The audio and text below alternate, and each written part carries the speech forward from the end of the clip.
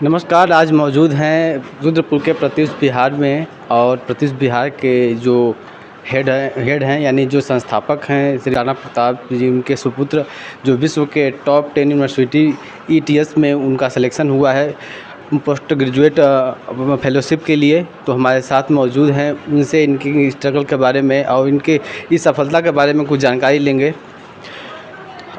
विश्व के top 10 university में आपका सिलेक्शन हुआ है, तो इसमें कैसा मतलब महसूस हो रहा है आपको? जी देखिए, जब भी आप मतलब किसी भी चीज़ के लिए स्ट्रगल करेंगे और इस स्ट्रगल का यदि आपको सफलता मिलता है तो ऑब्वियस सी बात है कि आपको बहुत ज़्यादा मतलब खुशी प्रदान होती है। तो जब मैं इस रिज़ल्ट के बारे में पता चला तो मुझे बहुत ज़्यादा खुशी हुआ, और उसके बाद में जब मेरे पिताजी और मेरे घर वाले और मेरे पिताजी के दोस्त जब इसके लिए कांग्रेचुलेट कर रहे हैं तो मुझे और ज़्यादा हर्ष प्राप्त हो रहा है। तो जैसे विश्व के साथ मतलब विश्व के टॉप 10 यूनिवर्सिटी में से एक यूनिवर्सिटी ये है, तो आपने कभी ये सोचा था, कभी कल्पना की थी कि आप इस जगह पे मतलब पहुंच जाएंगे या आपकी सफलता वहां तक आपको लेके जाएगी? जी बेसिकली बताऊँ तो मैं जब मतलब यहाँ पे पढ़ता था, अपने पिताजी के स्कूल में पढ़ाई किया है। तो जब मैं 10th में पढ़ता था तो मतलब 10th नहीं, मैं क्लास 8th के बाद मैं नवोदय में चला गया। तो क्लास 8th तक मेरे पिताजी का जो लक्ष्य था, मतलब एम जो मेरे को देख करके देखते थे, तो सोचे थे कि पॉलिटेक्निक में इसको मैं डिप्लोमा करा दूंगा, उसके बाद कोई भी जॉब वो प्राइवेट जॉब पकड़ लेगा। तो उस टाइम पे तो मैं बोलूँगा कि मैं खुद ही सपना नहीं देखता था, बट बीटेक के बाद धीरे धीरे जब आगे अग्रसर होता गया तो मेरे सपने थोड़े बड़े होते गए। तो एक टाइम पे मैं आईआईटी बॉम्बे का सपना देखा, और अभी जब आईआईटी बॉम्बे में मैं जब पीएचडी कर रहा था तो मैं इतना बड़ा सफलता नहीं देखा था, बट मैं देखा था कि टॉप 100 यूएस में जा कर के मैं रिसर्च करने को मुझे मौका मिलेगा। तो ये अपने आप में बड़ी बात है। मैं ऐसा कभी देखा नहीं था सपना, बट मतलब मुझे इतना तो था कि मैं कुछ अच्छा करूँगा, क्योंकि मुझे अपने मेहनत पे विश्वास था। आईआईटी की तैयारी करने के दौरान आपको क्या क्या समस्याओं का सामना करना पड़ा, और जो लड़के आईआईटी में जाना चाहते हैं उनको क्या बताना चाहेंगे? देखिए मतलब मैं मेनली जो अपने स्ट्रगल अपने अनुभव के हिसाब से जो बताना चाहता हूँ कि कभी भी देखिए अपना 100% दीजिए एफर्ट, अपना मेहनत करते रहिए। बट ये ना मतलब कभी कभी रिज़ल्ट ख़राब आ जाते हैं, तो ये मत सोचिए कि यहाँ पे लाइफ ख़त्म है, चाहे यहाँ पे मेरी सफलता ख़त्म है।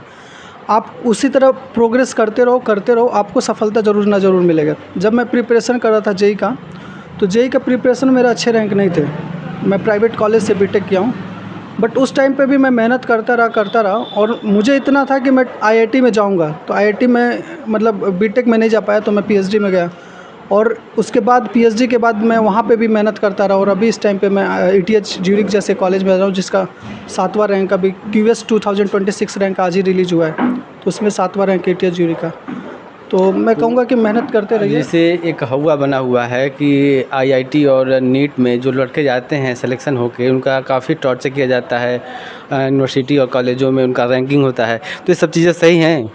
नहीं, ऐसा कुछ नहीं है। देखिए मतलब लड़के, मुझे क्या लगता है कि वहाँ पे आईआईटी का आप माहौल देखेंगे। मैंने प्राइवेट कॉलेज में भी स्टडी किया है, सेंट्रल यूनिवर्सिटी में किया और आईआईटी में किया है। तो ये जो हवा बना वो लड़के का मेंटालिटी पे होता है। तो जनरली क्या होता है, मुझे जो लगता है कि पेरेंट्स जो होते हैं वो क्या करते हैं, क्लास 3 से क्लास 4 से स्टूडेंट को डाल देते हैं प्रिपरेशन के लिए। तो जब ऐसे लड़के प्रिपरेशन करने जाते हैं तो उनको सोशल जो प्रेशर होता है उसको बियर करने की क्षमता नहीं होती है, बिकॉज उनको आप क्लास 3 से ही उसको किताबी कीड़ा बना दे रहे हैं। तो उनके पास जब 1-2 नंबर कम आते हैं, चाहे किसी के साथ उनका रैंक डाउन होता है, तो उस चीज़ को प्रेशर को झेल नहीं पाते और इसीलिए सुसाइड करते हैं। तो मैं इसके लिए आईआईटी को नहीं जिम्मेदार समझूंगा। मुझे लगता है कि लाइक सोसाइटी का प्रेशर जो है उनको थोड़ा सा और स्ट्रांग करना चाहिए। दुनिया के टॉप 10 यूनिवर्सिटीज़ में आप पहुँचे हैं, तो आप अन्य लोगों को जो इस तरह के सपने देखते हैं उनको क्या राय देंगे, किस तरीके से वहाँ तक पहुँच सकते हैं? जी मैं अपने अनुभव के साथ बताना चाहूँगा कि लाइक सबसे पहले कि लाइक अपना कॉन्स्टेंटली वर्क हार्ड करिए। और ये जो लोग बोलते हैं कि लाइक पर डे आपको 14 घंटे पढ़ना चाहिए, 15 घंटे पढ़ना चाहिए, मुझे लगता है कि ऐसा मतलब ये सही तरीका नहीं है। इससे ज़्यादा बेटर होगा कि आप पर डे कॉन्स्टेंटली 4 घंटे 5 घंटे ही पढ़ाई करो। बहुत ज़्यादा मेहनत करने की ज़रूरत नहीं, बट वो जो रूल ट्रेंड है उसको डेली अपना मेंटेन करो। दूसरा है कि पेशेंस, धैर्य बहुत इंपॉर्टेंट चीज़ है। आपको कभी कभी ऐसा लगेगा कि मतलब मेरे लाइफ में मैं जो कर रहा हूँ मुझे उसका रिजल्ट नहीं मिला, सफलता नहीं मिला, तो उस टाइम पे बेसिकली मैं नेचर बोलूँगा, गॉड नहीं बोलूँगा, तो नेचर आपको चेक करता है कि लाइक उस सफलता लायक हो कि नहीं है। तो उस टाइम में आपको धैर्य रखने की ज़रूरत है।